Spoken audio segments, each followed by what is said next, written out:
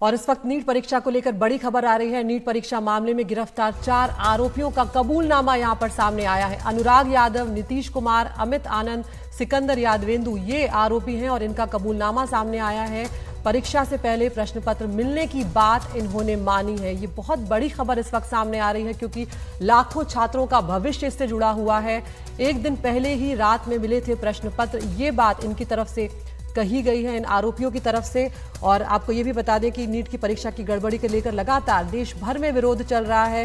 सरकार ने यूजीसी, इसके अलावा नेट की जो परीक्षा है वो भी अभी हाल ही में दर्ज हुई है, लेकिन ये नीट की परीक्षा के मामले में बड़ी खबर है। सरकार ने बिहार पुलिस की जो आर्थिक अपराध इकाई है उससे रिपोर्ट मांगी थी, जिसके आधार पर कार्रवाई भी होनी है। और इधर अब 4 आरोपियों का कबूलनामा यहां पर सामने आया है। उन्होंने माना है कि परीक्षा से पहले प्रश्न पत्र उन्हें मिला था। एक दिन पहले रात में ही प्रश्न पत्र मिल गए थे। हमारे सहयोगी मनीष कुमार हमारे साथ जुड़ गए हैं। मनीष, ये बहुत बड़ी खबर है क्योंकि इसी बात का आरोप लगातार छात्र लगा रहे थे कि पेपर लीक हुआ है यहां पर।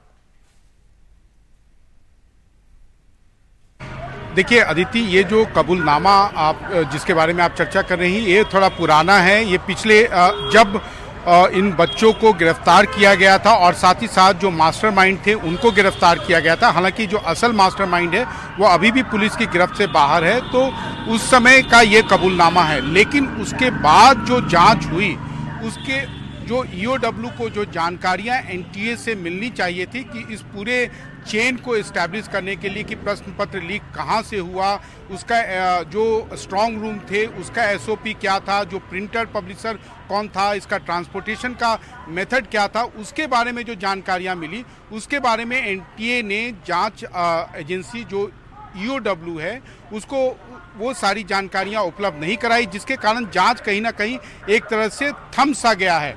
लेकिन आज जो है, अब पिछले 48 घंटे के दौरान केंद्रीय गृह मंत्रालय और मानव संसाधन मंत्रालय ने इस पूरे मामले को अब अपने हाथों में लिया है, क्योंकि अब तक इस मामले में जो भी जवाबदेही थी वो एनटीए के ऊपर थी।